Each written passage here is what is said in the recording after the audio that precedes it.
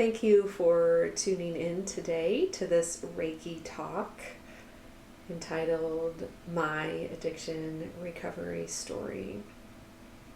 I recently finished a 12-week series where each week I covered one step in the 12 steps to addiction recovery. And we did a little meditation and some sending of energy to help support you if you are currently going through the steps.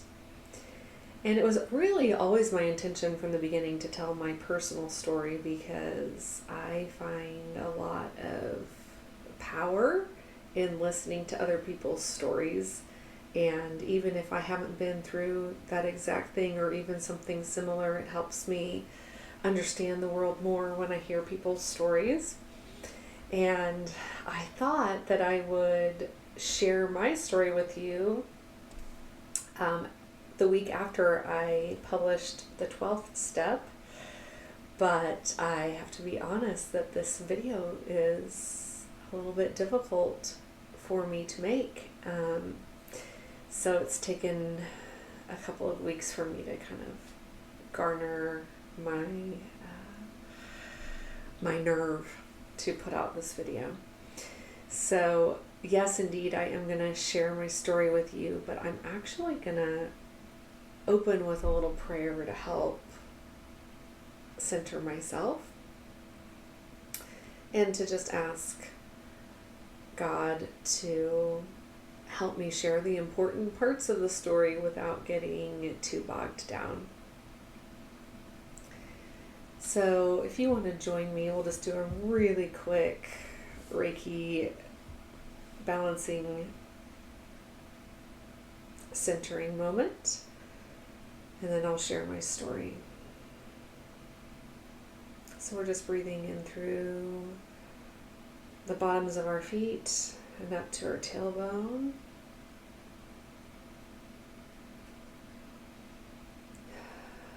And breathing through the bottoms of our feet and up to our bellies.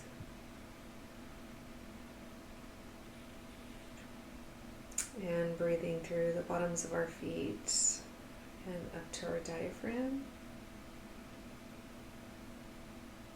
And breathing through the bottoms of our feet and up into our heart space. And breathing through the bottoms of our feet up into our throat. And breathing from the bottoms of our feet up into our head, our third eye. And breathing from the bottoms of our feet up to the crown of our heads.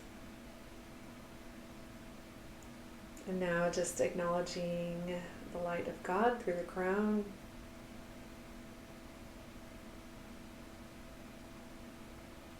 And the third eye, and the throat, and the heart, and the solar plexus, and the sacral, and the root.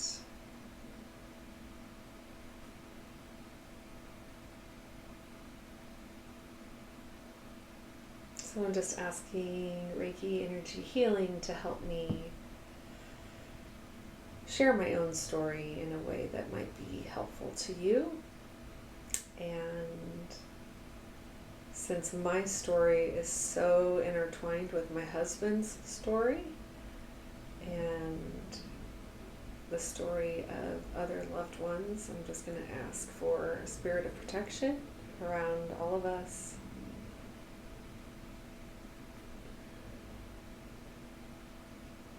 But again, we can be sharing hope with you without me stepping on the boundaries of myself or loved ones. So my story actually started almost exactly 20 years ago. I got married when I was 24 years old, and my husband, he and I had been dating since right before my 19th birthday, so we had been together for quite a while. I was getting ready to say he was my first love. I mean, that's that's probably true. I probably had a couple of crushes as a teenager, but he was my first real deep love. He and I met in college in music theory class, and it's kind of a funny story, but my dad didn't want me to go to community college because he said it's going to be all alternative students and you're not going to have a peer group there. And so my very first class was 8 a.m. music theory class with Mr. Cooper, and sitting in the front row was this old bald guy named Clifford, and I thought, oh, my dad was right. It's all old people. Now the funny thing is, the old man sitting in the front row was 28, but you know, when you're 18, 28 does seem old. But the funny thing was, that was my very first impression of Clifford, but after our first conversation or two, we just kind of glued together very quickly and became fast friends and study buddies. And even though I resisted dating him for a long time because he was all wrong for me and he was too old for me, after a few months I couldn't resist anymore. So we started dating my freshman year in college, and we got married after my first year of teaching.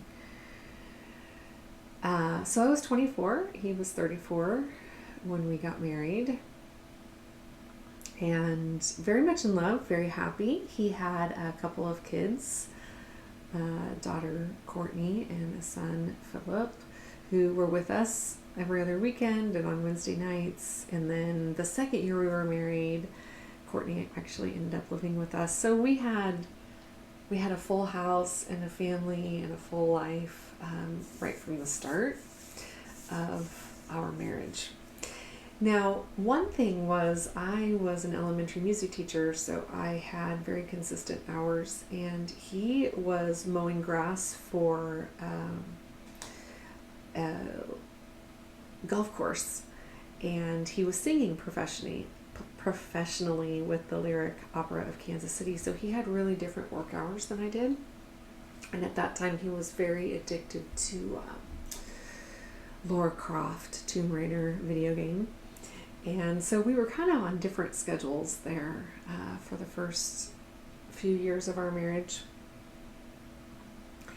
And that was a little bit of a trick, and it also was a little bit of a trick because he was doing kind of odd jobs trying to make his singing career work, and I was doing a consistent job with teaching, and that set up a little bit of jealousy in our relationship because he had a lot more freedom than I did. He had a lot more control over his time.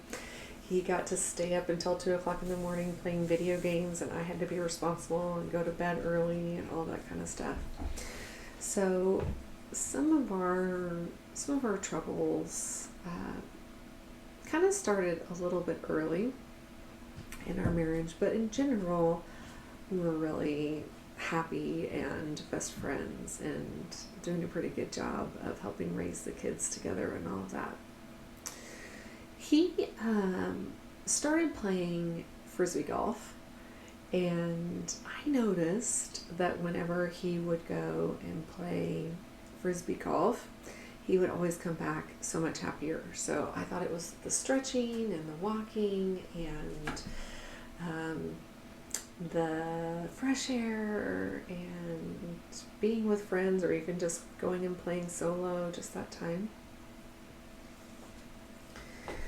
Well, after a few years of marriage, I discovered that actually what he was doing is he was playing frisbee golf. But when he was on the golf course, he was getting high.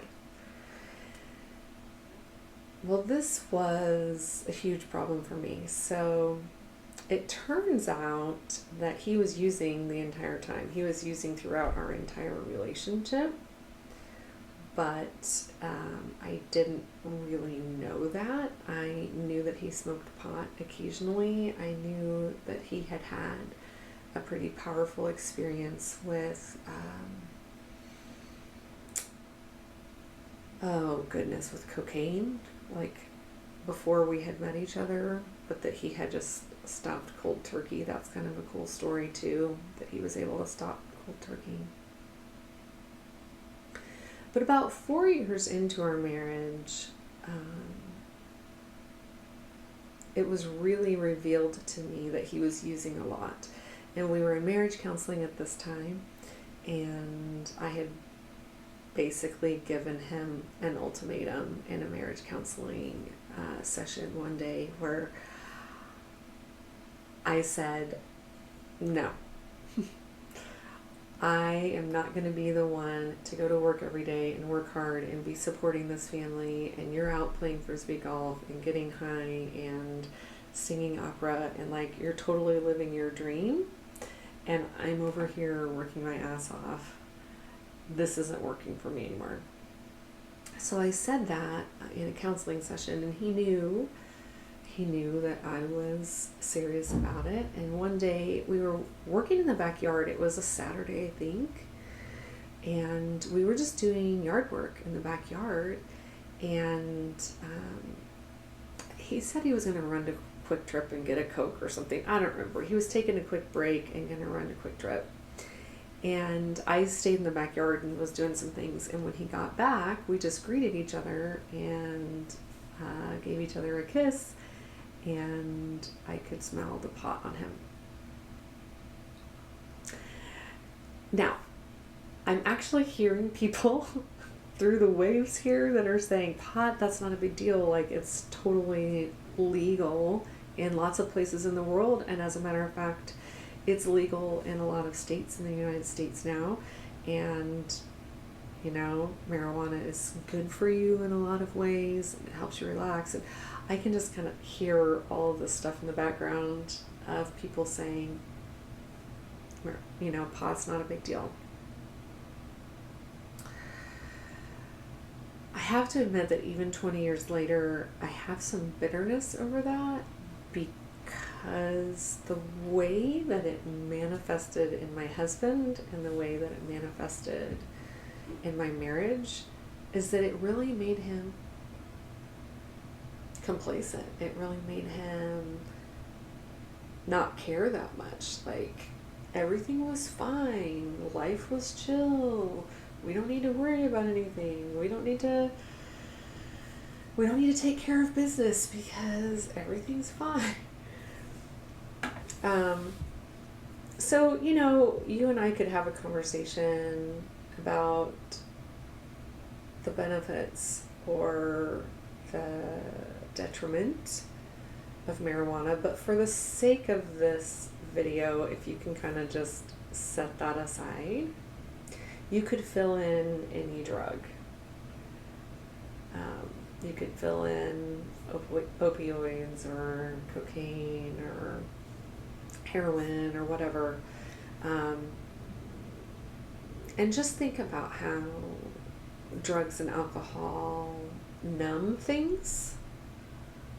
They're a nice escape, but when they turn into an addiction and you're relying on them, it can really cause deep damage for individuals because you're not actually soul searching and fixing the problems, you're just numbing things. It can really cause problems for families because, like in my case, I was trying to hold down the fort and make things run for the family, and he was escaping and not dealing with things. Also, our daughter at this time was a sophomore in high school, and she was starting to do some rebellious things, which is often part of the story of teenagers. And I was the one who was seeing what was going on, and he would just take off and close the door and go do his thing and not help get her on track. So that was kind of some of the dynamics of what was happening. So that day, he came back from Quick Trip and gave me a kiss, and I tasted pot on him, and that was the switch that flipped for me. And I wasn't brave enough to just yell and scream and have a fit right there in the backyard and tell him to get out. We had a counseling appointment already scheduled for that week, and so at counseling I confronted him and I said, I know you're still using, and the truth is Jennifer, can't be married to a drug addict. It was really about my own identity. That is not who I was. I felt like I didn't have a partner. I didn't feel like he was working as hard as I was. That was part of it.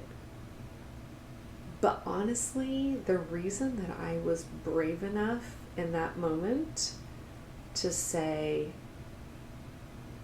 no, like, you have to leave, is because that wasn't who I was. I was not the wife of a drug addict.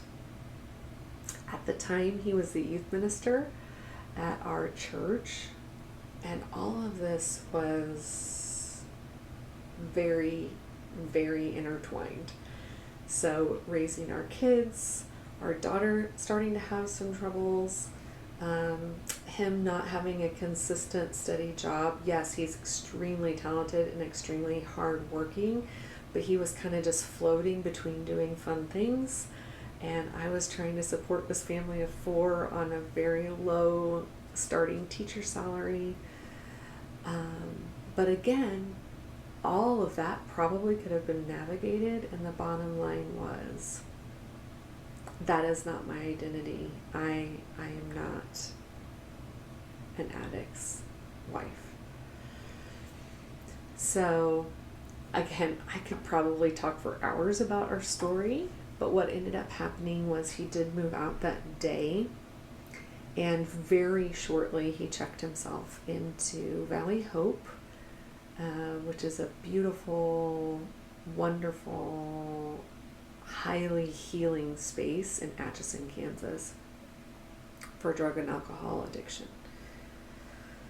Now, when he was in rehab, that is when I discovered that I had a problem. And that is when I discovered that there's something called codependency, and that is also an addiction. And the amazing thing about the 30-day program that he got enrolled in is that one of those weeks was a family week, and I got to go every single day, and I got to have my own group sessions with other family members of addicts and alcoholics, and I started my own healing journey. I did the 12 steps, just like alcoholics and addicts do. I did the 12 steps for myself, and I started to take radical responsibility for myself. Now, I told you that the beginning of my recovery was 20 years ago, so I'm recording this on September 25th, 2022, and our recovery journey started in the summer of 2002, after Clifford and I had been married for about 4 years. So it has been 20 years since I have really actively been working the steps. I mean, probably more like 18 years, because I worked the steps really heavy for a couple of years as I got to a good place. So in preparing for this video, I actually looked up characteristics of codependency. Now, there's a lot. So if you just Google characteristics of codependence, you'll be able to find lots of them. But again, for the sake of sharing my own story, I just am going to share with you some of the things from long lists of codependent traits that I discovered about myself that I thought were actually lovely traits. I thought that I was a really great person. And it turns out that I was hyper-focused on Clifford and other people. and feeling like I knew the right way for other people to live, and that I needed to share my wisdom. And through recovery, I discovered that a lot of my thoughts and feelings were not healthy for me and were not healthy for my relationships. So here's just a few characteristics of codependence. Codependence can be, again, remember there's a long list, you might not be all of these things if you're codependent. Hyper aware of other people's problems and needs in the form of caretaking, controlling, advice giving, and over worrying about others. So do you remember I said that it was my identity that I'm not the wife of an addict? So my identity was completely wrapped up in who he was. Being hypercritical of others because they don't live up to your high expectations. Self-critical, unrealistic expectations for yourself. Self-talk is often harsh about your imperfections and mistakes. You feel responsible for everything and everyone, even other people's happiness, but deny your own happiness and needs. I was very hyper-focused on my husband and my kids and my church and my friends and my job and what all of them thought. People pleaser, you're afraid to upset or disappoint others, but this can lead to overextending yourself and exhaustion. Now, here's the good characteristics. These are the things where you're like, well, how could that be part of an addiction? Codependents are dependable and responsible. People can always count on you to be reliable. You feel guilt if you don't follow through, even if you are sick in bed. You have boundary issues. Oh, that was one of the first things I learned. You have trouble with speaking up for yourself and saying no. Sometimes you allow people to mistreat or take advantage of your kindness because you don't want to hurt their feelings, let them down, or create a conflict. You ignore your own feelings and needs, often suppressing them, denying them, avoiding them, or numbing them. And the list goes on and on and on. So some of these things I was already discovering in our counseling. My counselor, our counselor, was really encouraging me, Jennifer, what is it that you want? Because I was so focused on Cliff. And what did he want? And how could I support him? And, how could he be a good husband to me? And how could we be in a good relationship? And what more can I do to help your career take off? And all that kind of stuff. And the counselor had already started to plant some seeds in there about, Jennifer, your own happiness and your own unique gifts also deserve to be valued, and you have your own responsibility to yourself and to letting Cliff do what he needs to do and you do what you need to do. But I was so very enmeshed with him that I didn't see it. So that week at Valley Hope during the family week, that was a very healing week for me. I was able to learn a lot about what it means to be codependent and what it means to be enmeshed in relationships with addicts. I started to recognize other addicts in my life and how I had gotten a lot of kudos and accolades for being a helper, being a helpful person, putting other people before myself, kind of like laying down and being the doormat and lifting other people up. And I started to see that actually wasn't healthy. Not only for me was it not healthy, but it also wasn't healthy for the significant relationships in my life. And I started the 12 steps. So I admitted that I was powerless over the choices that my husband made, and that a power greater than myself could restore me to sanity.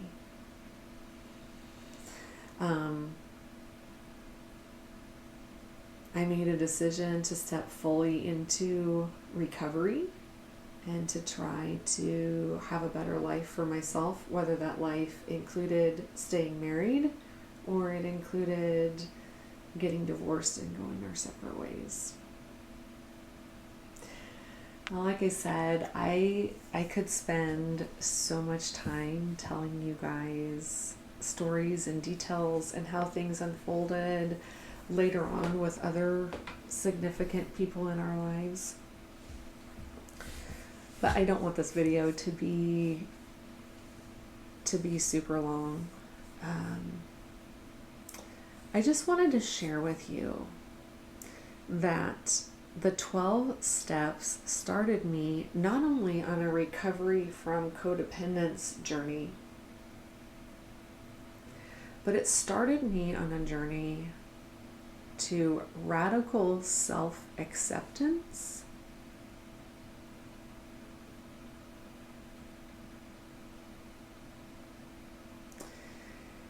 and radical self-worth, radical self-reliance, and radical self-responsibility. So that last one is the one that has really carried me through. Radical self-responsibility. I was in such a place of blaming my husband for everything that was wrong in my life. And I didn't realize that I had choices. I mean, we have so much freedom that we don't even recognize.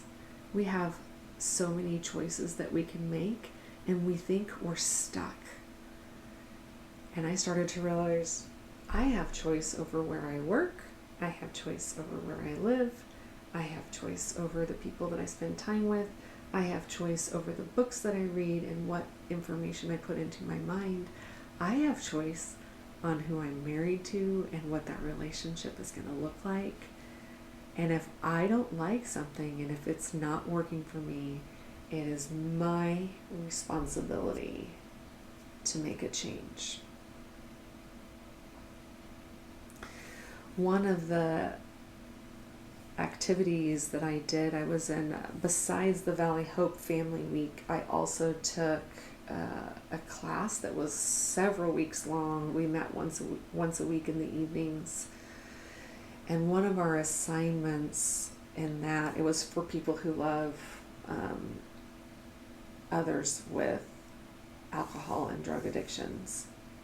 One of our assignments was to write a letter to our loved one, and we read that letter out loud in the group, and then we gave each other feedback. And I remember when I read that letter out loud in the group, I got some feedback that my letter was very blaming and very bitter. And I couldn't see it at the time, but luckily I was in a place where I was really absorbing the help from my community. And that night, I remember I went back and read it. I was like, oh my gosh, this letter is so bitter. I was blaming Cliff for everything that was wrong in my life, and I was not taking responsibility for it.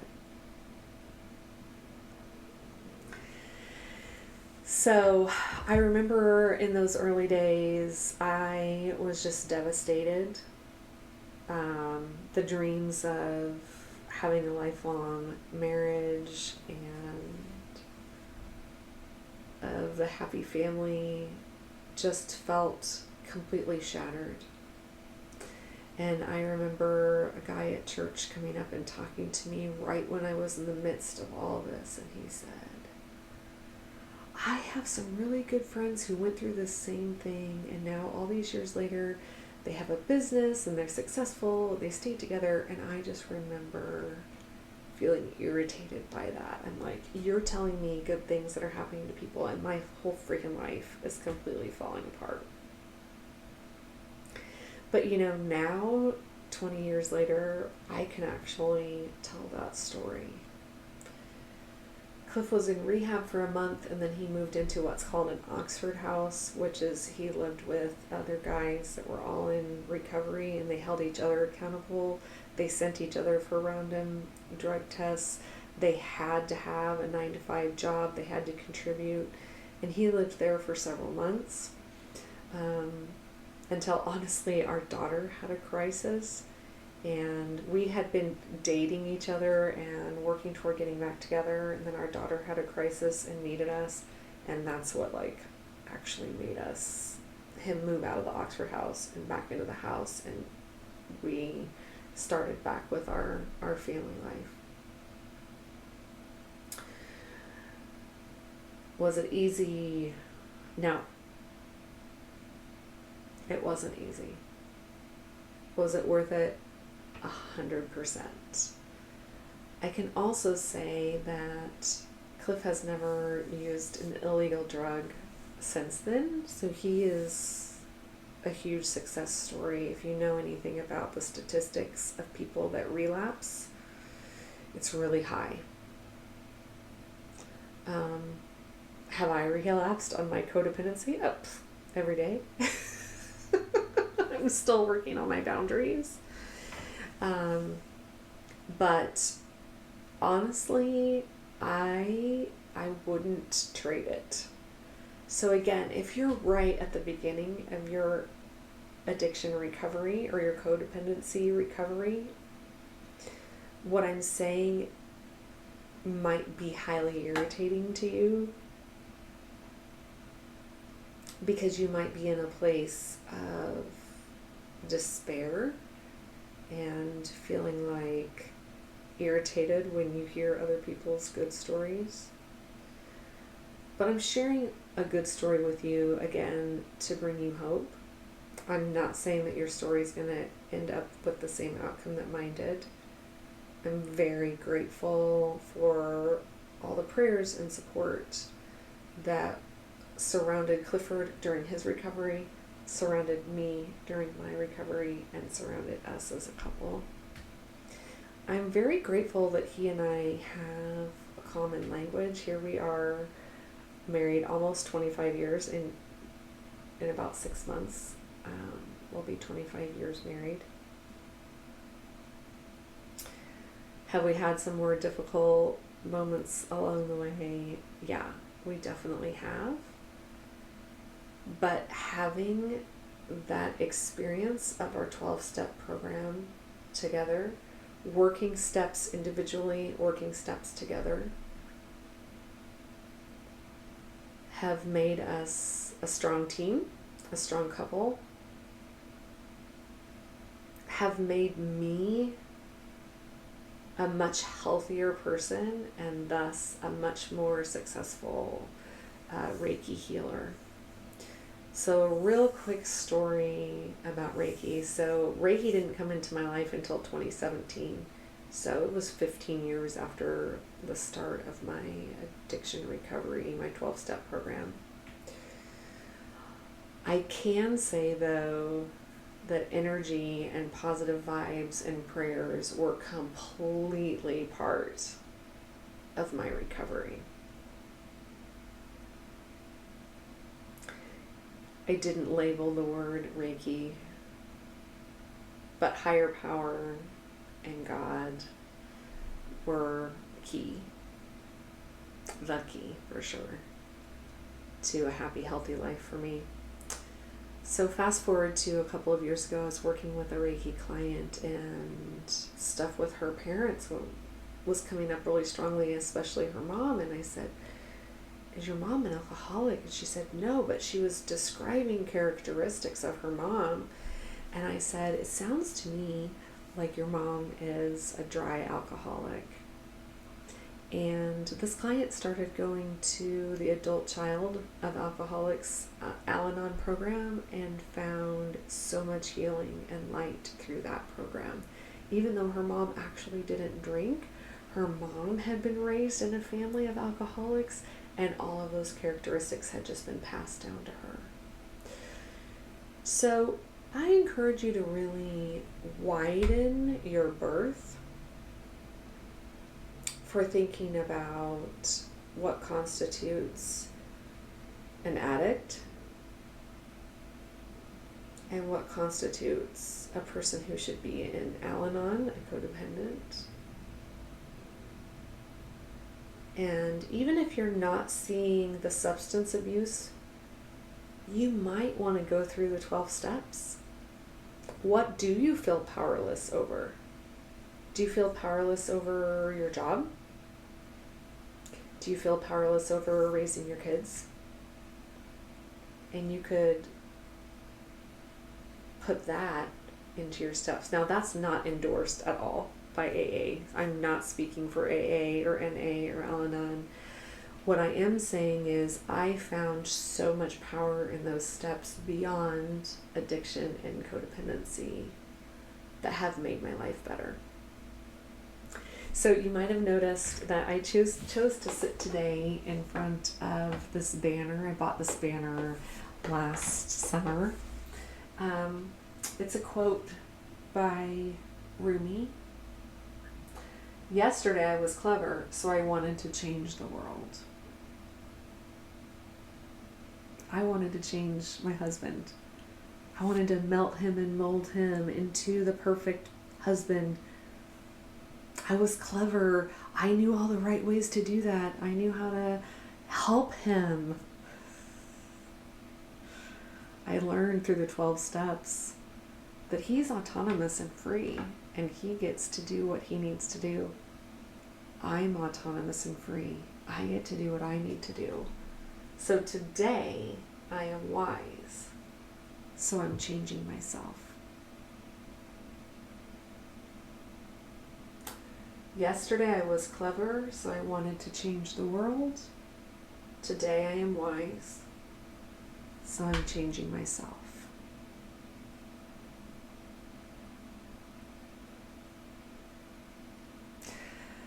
I honestly don't want to change the world. I want to be a light in the world. I want to be a resource for people. I want to share healing. I want to share Reiki. I want your life to be better. And as your life is better, you help somebody else's life be better. And the light just keeps going from individual to individual to individual as we tune in with this energy and we make our own lives better and our own relationships better. We take radical responsibility for our choices.